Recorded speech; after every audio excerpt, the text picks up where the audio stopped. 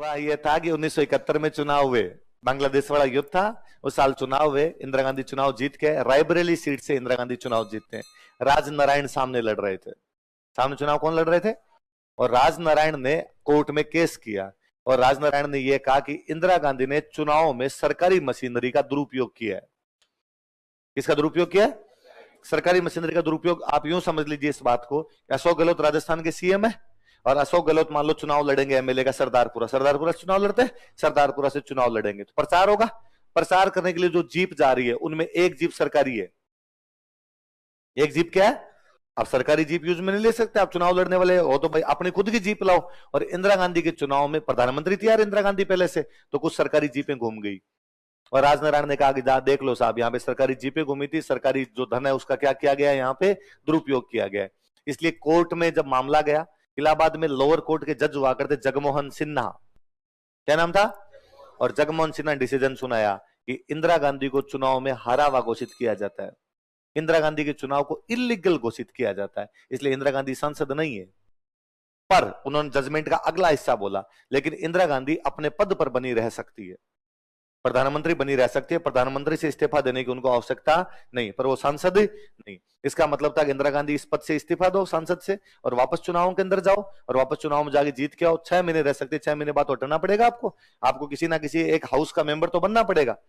इंदिरा गांधी घर आए और इंदिरा गांधी ने घर पे आके सोचा कि मैं रिजाइन कर देती हूँ पीएम से, कि जब सांसद ही नहीं हो तो पीएम रहेगी क्या करूंगी, और मुझे पीएम से भी रिजाइन कर देना चाहिए। और इंदिरा गांधी बड़े फ्रस्ट्रेट हुए कि यार अपना चुनाव पूरी तरीके से इलीगल घोषित कर दिया गया।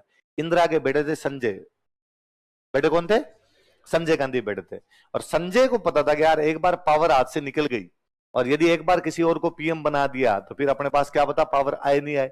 और संजय ने अपनी मम्मी को कहा कि नहीं मम्मी ऐसे नहीं करना चाहिए, तुम रिजाइन क्यों करोगी, रिजाइन नहीं देना चाहिए। एक मतलब कोर्ट का फैसला ये बताएगा कि इंदिरा को पीएम रहना है या नहीं रहना है, मतलब थप्पा नहीं लगेगा तारा सिंह पाकिस्तान नहीं जाएगा, मतलब ये बताएंगे क्या करना है क्या नहीं करना। अपने हैं पीएम है, आपको इस्तीफा देने की आवश्यकता नहीं है। इंदिरा ने कहा कि नहीं संजय, मैं पूरा मन बना चुकी हूं और मैं मेरा रिजाइन करूंगी। तो संजय को लगा क्या किया जाए, तो संजय ने हाथों हाथ हरियाणा के एक बड़े नेता को फोन किया, बंसीलाल चौधरी, क्या नाम था? चौधरी बंसीलाल को फोन किया और बंसीलाल जी कहा कि बंसीलाल जी ये बात है, मम्मी रिजाइन करने जा रही है। बंसीलाल जी ने कहा 1 घंटे का टाइम दो, 1 घंटे मना के रखो मैम को रिजाइन ना करे, 1 घंटे में व्यवस्था कर दूंगा।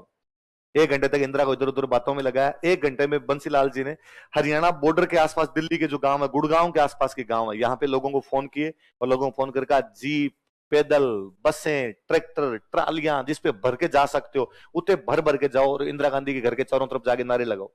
1 घंटे के अंदर जनता ही जनता इंदिरा गांधी घर के बाहर खड़ी थी और जोर जोर से नारे लगा रही थी, जब तक सूरज चांद रहेगा इंदिरा तेरा, 1 2 3 4 इंदिरा की जय जय। और संजय ने जाके इंदिरा गांधी कहा कि यह है, एक कोर्ट नहीं बताएगा कि इंदिरा पीएम है कि नहीं है, जनता बताएगी। मम्मी तुम जनता के दिलों में राज करती हो और हमें रिजाइन करने की कोई भी आवश्यकता नहीं। ठीक है, इंदिरा ने कहा रिजाइन नहीं करेंगे। तो यदि आप रिजाइन नहीं करोगे तो क्या करोगे? आपके कोर्ट ने साफ साफ कहा है कि आपको इलीगल घोषित किया जाता है, तो अब क्या रहेगा आपके पास? क्या दोबारा चुनाव में जाओगे? क्या आप 6 महीने तक पीएम रहोगे? तो बंगाल के एक बहुत बड़े नेता थे सिद्धार्थ शंकर रे, क्या नाम था? सिद्धार्थ शंकर रो या सिद्धार्थ शंकर रे थे, उनको बुलाया और उनको बुलाकर सिद्धार्थ शंकर ये परिस्थितियां हैं, बताओ क्या करना है। सिद्धार्थ शंकर ने कहा 2 घंटे का टाइम दिया जाए, 2 घंटे में बता दूंगा क्या करना है। सिद्धार्थ शंकर रे 2 घंटे बाद संविधान की बुक हाथ में लेके आए और कहा मैम अप्लाई 352 352 लगाया जाए। क्या लगाया जाए? तो कहा 352 कैसे लगा सकते हैं? 352 कहता या तो सशस्त्र विद्रोह हो या बाह्य आक्रमण हो, इस सूरत के अंदर ही लगाया जा सकता। अब यह है सशस्त्र विद्रोह। पहले इस 352 में यह लिखा हुआ था या तो बाह्य आक्रमण या आंतरिक अशांति। आंतरिक, तो कहा मैडम आंतरिक अशांति है कैसे? तो ठीक एक दिन पहले जेपी की एक सभा थी, जयप्रकाश नारायण बड़े नेता थे, जेपी की एक सभा में जेपी ने भाषण दिया था कि मैं कहूंगा कि सेना और पुलिस अपने हथियार छोड़ दें और आंदोलन में शामिल हो जाए। इस भ्रष्ट और निकम्मी इंदिरा गांधी की सरकार को हटाने के लिए अब सेना और पुलिस को भी हमारे साथ आना पड़ेगा। कहा मैम साफ साफ नेता का भाषण कह रहा है कि भारत में अशांति हो जाए, यदि सेना और पुलिस हथियार छोड़ देगी तो लोग शांति से थोड़ी रहेंगे। इंदिरा ने कहा हाँ यार वेरी गुड, इंटेलिजेंट बंदे हो। जेपी को हाथों हाथ गिरफ्तार किया गया, इधर से देश में आपातकाल लगाया। आपातकाल लगा के वो पर्ची भेजी फखरुद्दीन अली अहमद के पास और फखरुद्दीन अली अहमद को कहा कि घोषणा करो कि देश में आपातकाल लग गया है। फखरुद्दीन अली अहमद ने घोषणा की कि देश के अंदर 352 के तहत आंतरिक अशांति के आधार पर क्या लगाया जाता है, आपातकाल। और जितने बड़े बड़े नेता थे उन सबको गिरफ्तार करके जेल में बंद कर दिया गया। संजय ने वापस से कैबिनेट की मीटिंग बुलाई। अब कैबिनेट की मीटिंग बुलाई संजय ने, पहले डिसीजन संजय खुद ही ले रहा है। संजय ने कैबिनेट की मीटिंग बुलाई और मीटिंग बुलाकर आपातकाल लगा दिया हमने। लोग कहते हैं मंत्री परिषद की सिफारिश पर, केवल संजय की सिफारिश पर, है ना। मंत्री परिषद की मीटिंग बुलाई और कहा आपातकाल लग गया है। और सूचना प्रसारण मंत्री कौन है भाई तुम में से? तो सूचना प्रसारण मंत्री थे इंद्र कुमार गुजराल। कौन थे? और इंद्र कुमार गुजराल को कहा कि गुजराल साहब अभी के अभी सारे प्रेस, सारे अखबार, सारी मीडिया, सारी प्रिंट मीडिया, सारी टीवी, सबको कहा जाए खबर केवल वही दिखाई जाएगी जो हम चाहेंगे।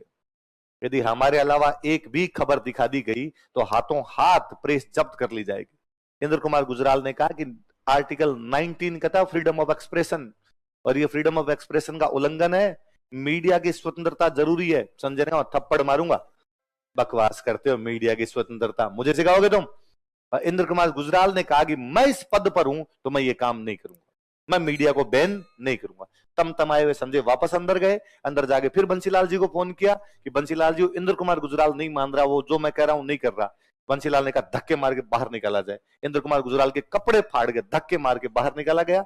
हाथों हाथ नया सूचना प्रसारण मंत्री वहीं पर बनाए गए विद्याचरण शुक्ल, और विद्याचरण शुक्ल ने घोषणा की कि भारत के अंदर मीडिया पूरी प्रकार से बैन किया जाता है।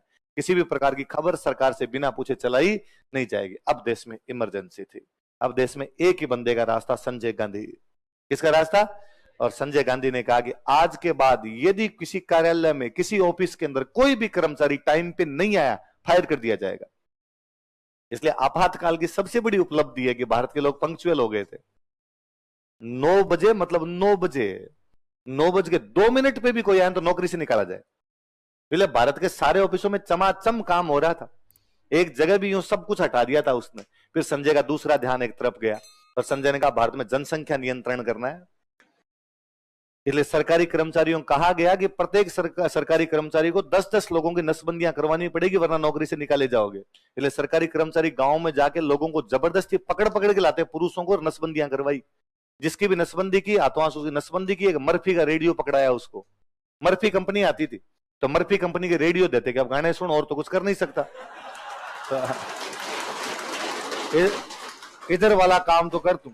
तो मर्फी के रेडियो जिन जिन के पड़े हैं, इसका मतलब वो उधर काम है। 70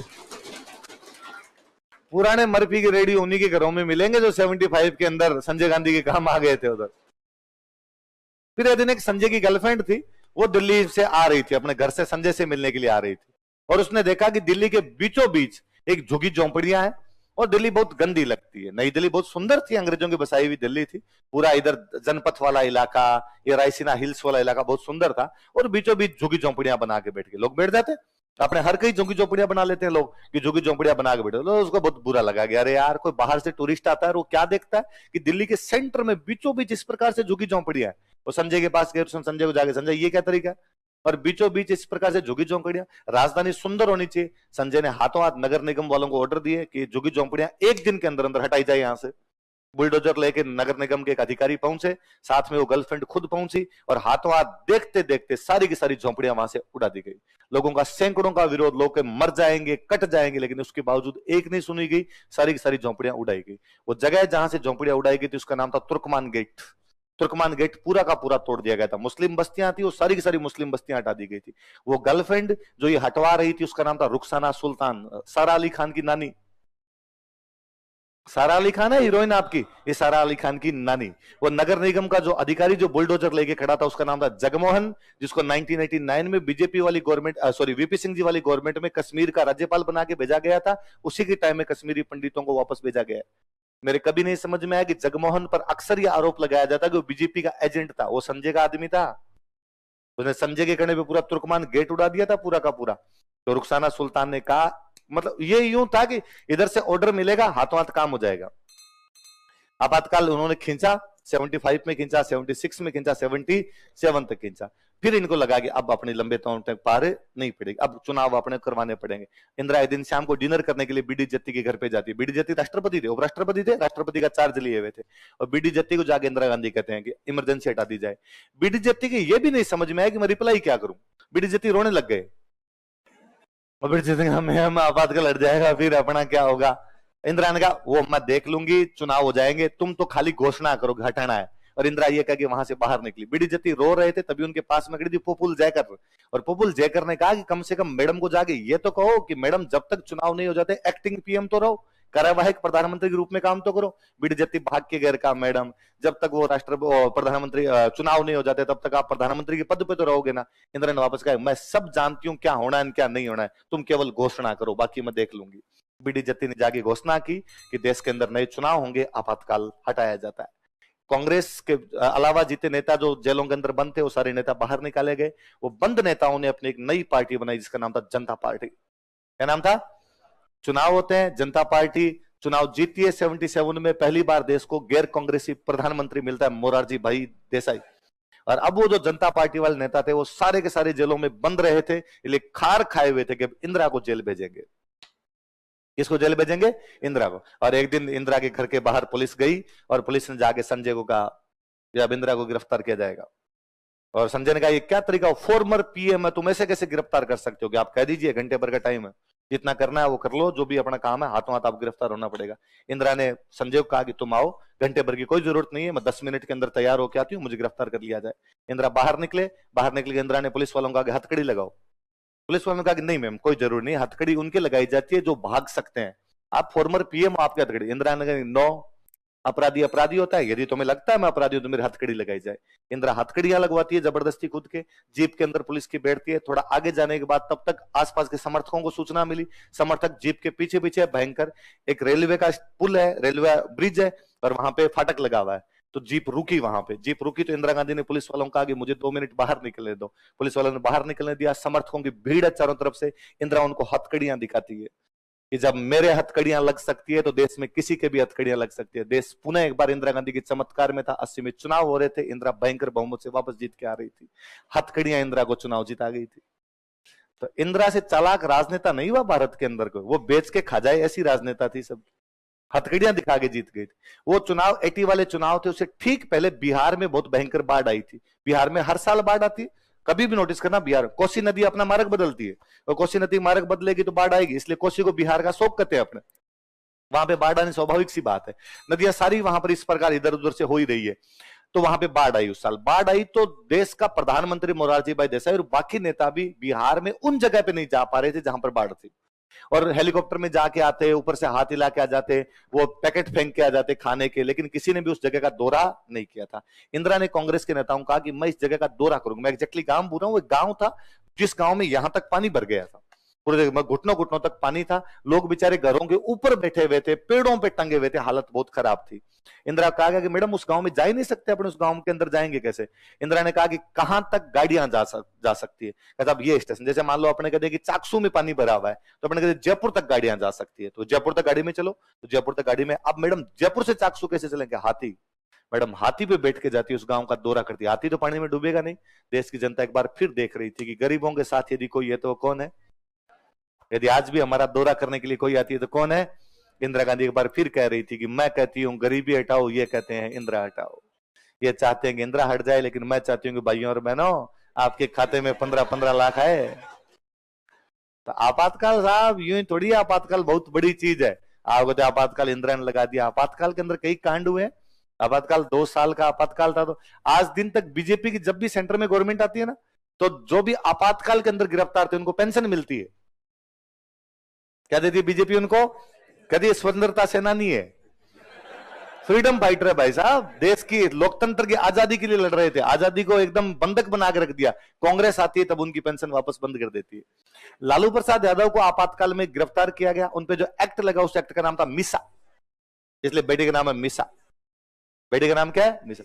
तमिलनाडु के मुख्यमंत्री स्टालिन, स्टालिन को गिरफ्तार किया गया था पुलिस द्वारा। स्टालिन को इतना मारा गया था कि स्टालिन के आज भी यहां पर निशान है, निशान बने हुए। स्टालिन को जब पूछा जाता कि निशान किसके थे, स्टालिन कहते हैं मिसा का है, मिसा में गिरफ्तार करके पीटा था तब हमारे ये निशान बन गए थे। तो जितने ही नेता थे सारे उन दिनों में जेल में रह के आए थे। इसलिए नॉन कांग्रेस वाले नेताओं को जो सबसे बड़ी उपलब्धि है कि आपने देश में क्या किया गया, आपातकाल में जेल गए थे, आपातकाल में हमें जेल भेज दिया गया था। तो आप किसी भी सब्जेक्ट को ढंग से नहीं पढ़ते, अब मजा नहीं आता क्या पढ़ने में?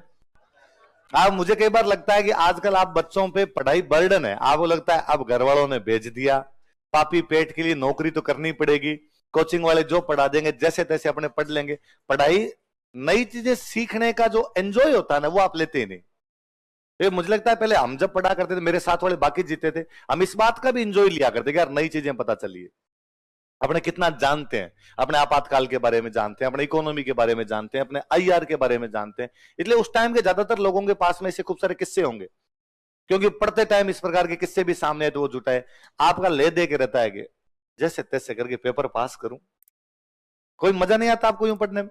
आपने पॉलिटी इकोनॉमी पढ़ी तो आपको अच्छा फील नहीं होता कि आप ऐसी चीजें जानते हैं जो बाकी लोग नहीं जानते, है ना। मैं हमेशा कहता हूं कि भाई पॉलिटी इकोनॉमी तो वो भी पढ़ता है जो मास्टर की तैयारी करता है, फर्स्ट ग्रेड एग्जाम वाला भी ये पढ़ता है, सेकंड ग्रेड वाला भी पढ़ता होगा, पटवारी कांस्टेबल भी ये पढ़ते होंगे।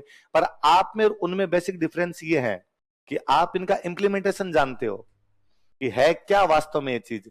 आप जब इकोनॉमी पढ़ लेते हो, इकोनॉमी हुई नहीं ना आपकी क्लास में, होगी इकोनॉमी, आप इकोनॉमी पढ़ लेते हो तो आप अब जानते हो कि रुपया क्यों गिर रहा है, कि कोई चाय की थड़ी पे बैठ के आदमी इस प्रकार की फर्जी बात कर सकता है कि मोदी सरकार ने ये कर दिया, फलाना कर दिया, इसलिए रुपया गिर रहा है। आपको बताएगा भाई पूरी दुनिया की इकोनॉमी हिली हुई है, पौंड गिर गया, उनकी हालत खराब हो रही है, तो हम तो जाएंगे कहां, सबकी गिर रही है मुद्रा, तो हमारी मुद्रा ही गिरनी है। आपको पता चलता है कि साहब रशिया पे सैंक्शन वैंक्शन लगाए गए, इस चक्कर के अंदर भी यहां पर ये लफड़ेबाजी चल रही है, और इस चक्कर के अंदर भी ये गिर रहा है। तो ये बातें दूसरे किसी को नहीं आएगी, ये बातें आपको आएगी। तो इस बात का एंजॉय लिया करो, इस बात को फील किया करोगे। हमें अलग से चीजें आती है, हमें ज्ञान है, और जब आदमी ज्ञान होता है तो उसका कॉन्फिडेंस ही अलग होता है यार। पर आपका कॉन्फिडेंस इतना मरा हुआ रहता है कि यूं मुझे कभी नजर ही नहीं आता कि आप किसी भी चीज को लेके कॉन्फिडेंट ही हो। तो थोड़ा कॉन्फिडेंस लाओ, वरना तो मारवाड़ी वाली कहावत है कि रोता जाओ वे मरेडा का समाचार ले आवे। आप यू रोते वैसे तो रहते हो कि जैसे तैसे करके कोचिंग चले गए, 1 बजे वहां से वापस आ गए, मास्टरों ने जो लिखवा दिया उसको याद हुआ तो ठीक है, नहीं हुआ तो ठीक। और बर्डन ज्यादातर तो आपके दिमाग वो डर है, वैकेंसी आ जाएगी सर, इसमें ये हो जाएगा क्या सर, वो हो जाएगा क्या। ये बाद की बातें यार, जब आएगी तब देखोगे, पढ़ लो। अभी क्या किया जा सकता है, आप इतना कर सकते हो कि डेली जो पढ़ाया गया उसको ईमानदारी से पढ़ सकते हो, उसको बहुत ढंग से पढ़ सकते हो, उसके बारे में 4 चीजें और जान सकते हो। और आपके पास तो मोबाइल है, इसका यूज इधर लिया जाए ना, इंस्टाग्राम की रील से बाहर निकला जाए। और आप इमरजेंसी पढ़िए, इमरजेंसी पढ़ने के बाद आप कल इतने लिख दो इमरजेंसी की कहानियां, तो 100 कहानी आ जाएगी नेट पे, अलग अलग प्रकार के लोगों की लिखी हुई अलग अलग प्रकार की बातें आ जाएगी। आप यूं ही इमरजेंसी के बारे में कुछ, आप संजय गांधी लिखो, संजय गांधी के बारे में 100 किस्से आएंगे, आपको पता चलेगी यार क्या चीजें थी क्या नहीं चीजें थी। चीजें पता होती, भले ही एग्जाम में नहीं आएगी, आप कह सकते हो कि सर आपने जो बात बताई कौन से एग्जाम में आ रही है, नहीं आएगी एग्जाम में। पर जब आसपास की चीजें पता होती है तो वो टॉपिक सरल याद रहता है, वरना सीधी सीधी टॉपिक की बातें याद करना इतना सरल नहीं होता। वरना इधर उधर की चीजें पता रहती है, घटनाक्रम पता रहता है। फिर मैं कहता हूं काम कैसे नहीं आएगी, इंटरव्यू में पूछे और 10 बातें आनी चाहिए। मैं हमेशा कहता हूं बीजेपी तो पार्टी आपातकाल के चक्कर में बन गई। भाई जनता पार्टी बनी थी, जनता पार्टी बनी, बाद में जनता पार्टी बिखर गई, जनता पार्टी अलग अलग हो गई। जनता पार्टी में लफड़ा क्या हुआ, जनता पार्टी में बीजेपी वाले नेता भी शामिल हुए। पहले बीजेपी का नाम हुआ करता भारतीय जनसंघ, क्या नाम था इनका, भारतीय जनसंघ। भारतीय जनसंघ के नेता भी शामिल हुए। भारतीय जनसंघ वाले सारे के सारे आरएसएस के मेंबर थे। जनता पार्टी में मांग उठी कि 2 दलों का सदस्य एक साथ नहीं हो सकते, या तो आप जनता पार्टी के मेंबर बनो या आप आरएसएस के बनो। इस बात को लेकर इनके बीच में लड़ाइयां होने लगी और ये पार्टी टूट गई। 1980 में अटल बिहारी वाजपेयी के अंदर बॉम्बे के अंदर एक रैली की, और रैली के अंदर कहा कि अंधेरा छंटेगा, सूरज निकलेगा, कमल खिलेगा। इसलिए कमल का निशान है। 1980 के अंदर नई पार्टी लेके आ गए जिसका नाम रख लिया इन्होंने भारतीय जनता। तो आपातकाल नहीं लगता, जिस प्रकार की पार्टी नहीं आती है, भारतीय जनसंघ के रूप में पड़े रहते। 80 के अंदर ये पहली बार पार्टी बनाते हैं, 84 में पहला चुनाव लड़ते हैं। 84 वाला चुनाव था इंदिरा गांधी की हत्या के बाद में हुआ था, तो राजीव सारी सीटें जीत गए, 414 सीटें राजीव जीत गए, इसलिए बीजेपी की सीटें 2। अपने पहले चुनाव में बीजेपी कितनी सीटें जीती थी, 2 सीटें जीती थी। तो वो अटल बिहारी वाजपेयी का बयान है ना, कभी हम 2 सीटें जीत कर आए थे, तब तुम हंसा करते थे हम पर, हम इस बार इस साइड में बैठे। मोदी जी का, अटल बिहारी वाजपेयी का, अब हम इधर बैठे हैं, हंसना नहीं चाहिए किसी पे। तो वास्तव में 2 ही सीटें जीते थे। ये वाजपेयी आडवाणी इन सारे खुद ही हार उड़ गए थे। एक को गुजरात से कोई एक बंदे जीते थे, एक कर्नाटक से कोई जीत के आए थे। ये बड़े नेता ने, तो दूसरे प्रकार के नेता ही जीत के आए थे। तो पॉलिटिकल सीनियरियो तो पता रहता है। आपके पूरा टॉपिक है भारत में राजनीतिक दलों का विकास, तो कैसे पता चले राजनीतिक दलों का विकास यदि हमें चीजें नहीं पता होगी? यूं फिर सीधे सीधे याद कर लिया जाए 1980 में भाजपा बनी थी, वरना पता होगी यार आपातकाल लगा, ये बात हुई, इसके बाद ये हुई, इस वजह से भाजपा बनी। मतलब बड़ी चीजें तो पढ़ोगे अब से।